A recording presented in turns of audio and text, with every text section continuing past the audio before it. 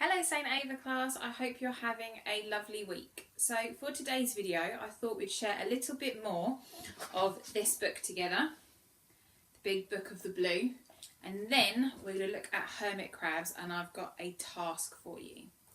Okay, so let's have a look. So our first animal we're actually going to look at is crabs. So I'll let you have a look at that page, see what you can see. Let's find out some facts. So, why does a crab run sideways? A crab's knees bend out to the sides. This means that it walks sideways. Our knees face to the front, so we walk forward. So their knees bend sideways. Claw blimey.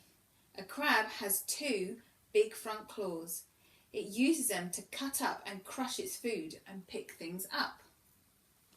A crab says hello by waving its claws.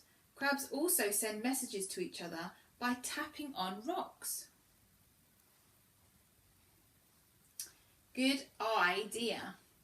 A crab has eyes on stalks.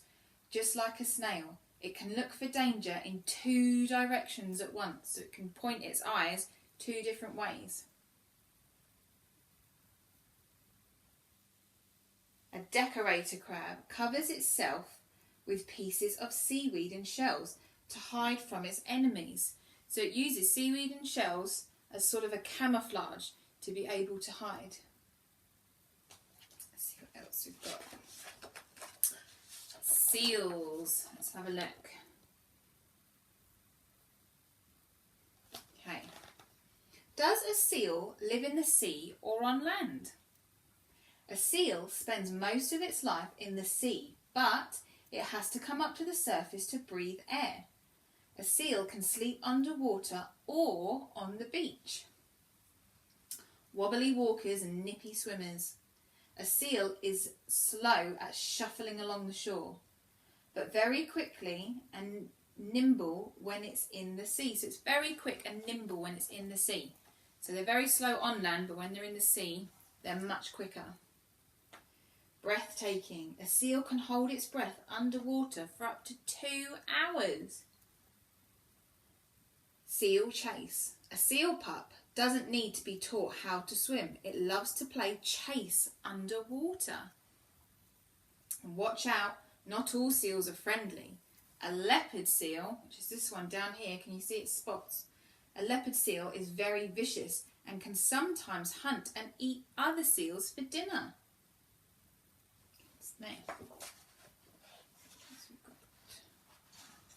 Sharks. See that page? So, do sharks eat people? There are over 500 types of shark and they all eat meat. Sometimes sharks bite people by accident if they mistake them for a seal or a big fish. Sharks don't want to hunt humans. Did you know that most fish have 4 pairs of gills, but most sharks have 5? Toothy tearaways. A baby shark loses a set of teeth inside its mummy's tummy before it's even born. Stomach turning table manners. A tiger shark shoots its stomach out of its mouth to give it a rinse after a meal. Ugh. Just keep swimming. Some fast sharks have to swim with their mouths open to filter enough water to be able to breathe. If they slow down, they could suffocate.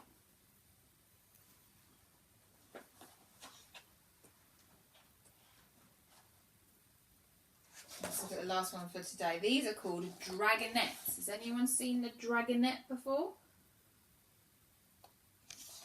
Okay, a dragonet. Does a dragonet breathe fire? Is it like a dragon? No. Dragonet gets its names from a brightly coloured frilly fins that make it look like a Chinese paper dragon. Slime alert. Sometimes a dragonet cloaks itself in a stinky slime to stop it from being eaten. Walking on water. A dragonet swims along the bottom of the sea. Its fast-moving fins make it look as though it is walking on the sea floor. Big yourself up. A male dragonet has a long spine and on his back that he sticks up, and it makes himself look bigger. Fantastic moves. A male dragonet performs a special frilly fin dance to attract a female. And tiny dragons. A dragonet is only 6 centimetres long. Like all dragonets, it has thick skin instead of scales to protect it from sharp rocks.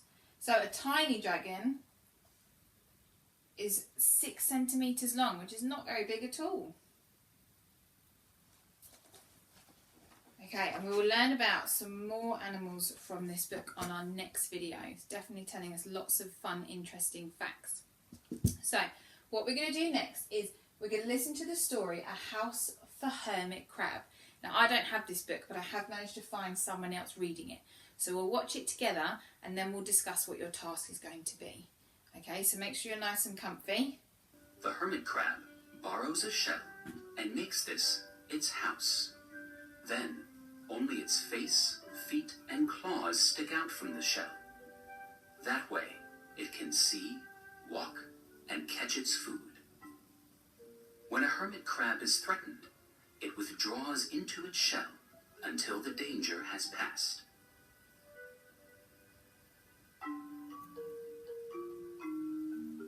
A House for Hermit Crab by Eric Carle. Read by Will Dameron.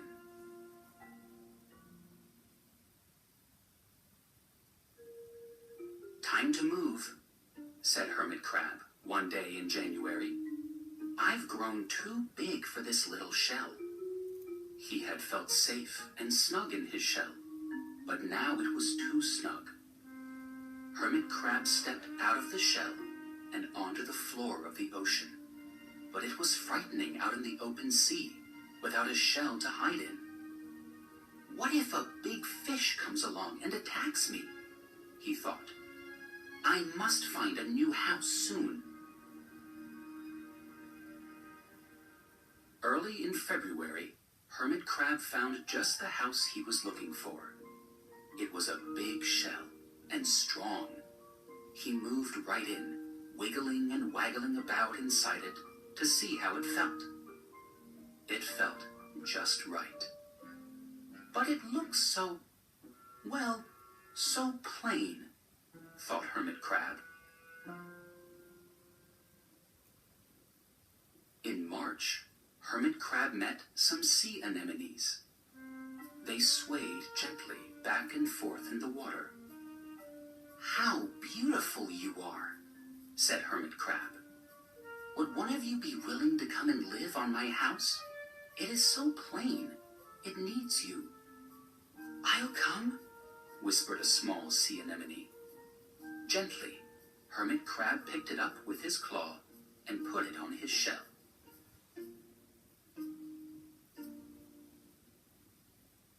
In April, Hermit Crab passed a flock of starfish moving slowly along the sea floor.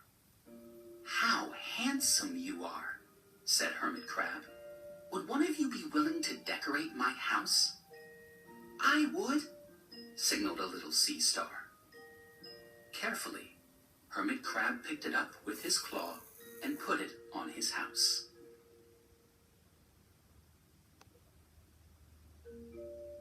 In May, Hermit Crab discovered some coral. They were hard and didn't move. How pretty you are, said Hermit Crab. Would one of you be willing to help make my house more beautiful? I would, creaked a crusty coral. Gingerly, Hermit Crab picked it up with his claw and placed it on his shell.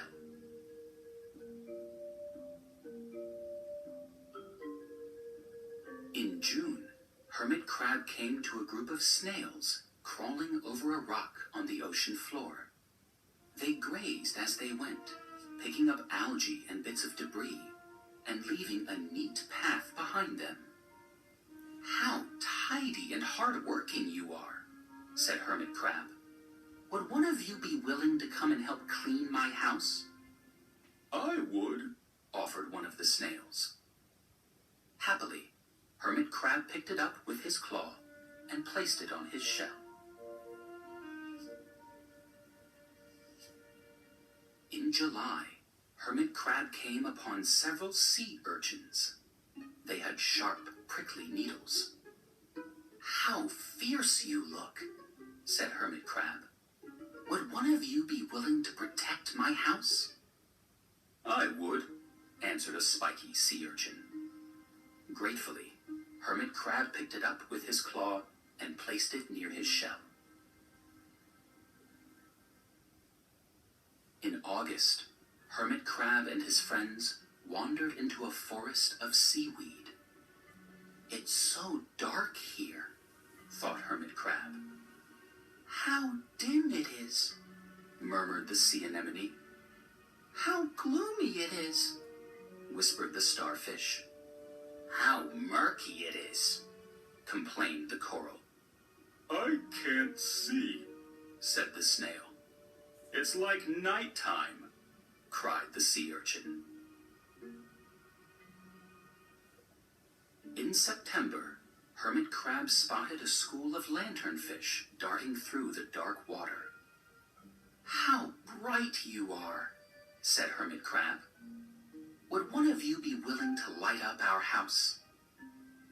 "I would," replied one lanternfish, and it swam over near the shell. In October, Hermit Crab approached a pile of smooth pebbles. "How sturdy you are," said Hermit Crab. "Would you mind if I rearranged you?" "Not at all," answered the pebbles. Hermit Crab picked them up one by one with his claw and built a wall around his shell. "Now my house is perfect," cheered Hermit Crab. But in November, Hermit Crab felt that his shell seemed a bit too small. Little by little, over the year, Hermit Crab had grown. Soon he would have to find another, bigger home. But he had come to love his friends, the sea anemone, the starfish, the coral, the sea urchin, the snail, the lanternfish, and even the smooth pebbles. "They have been so good to me," thought Hermit Crab. "They are like a family. How can I ever leave them?" In December, a smaller Hermit Crab passed by. "I have outgrown my shell," she said. "Would you know of a place for me?" "I have outgrown my house too," answered Hermit Crab. "I must move on. You are welcome to live here, but you must promise to be good to my friends." "I promise," said the little crab.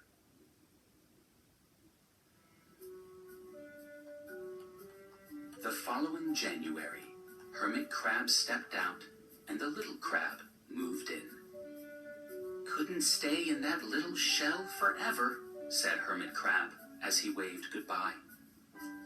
The ocean floor looked wider than he had remembered, but Hermit Crab wasn't afraid. Soon, he spied the perfect house, a big, empty shell. It looked, well, a little plain, but "Sponges," he thought. "Barnacles, clownfish, sand dollars, electric eels. Oh, there are so many possibilities. I can't wait to get started."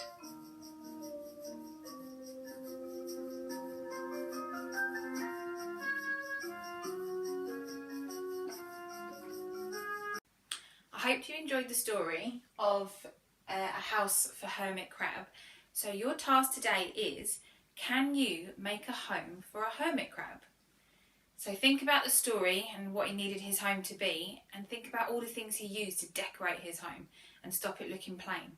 So you could use Play-Doh, You could use junk modelling, any plastic or cardboard that normally goes in the recycling bin. You could use that to make hermit crab a home. You could use Lego. Anything you've got at home that you can build with or move or use to construct, have a go. See if you can make a home for a hermit crab. And don't forget, if you want to show me, send it to our email address. Have fun with your creations, and I will see you next week.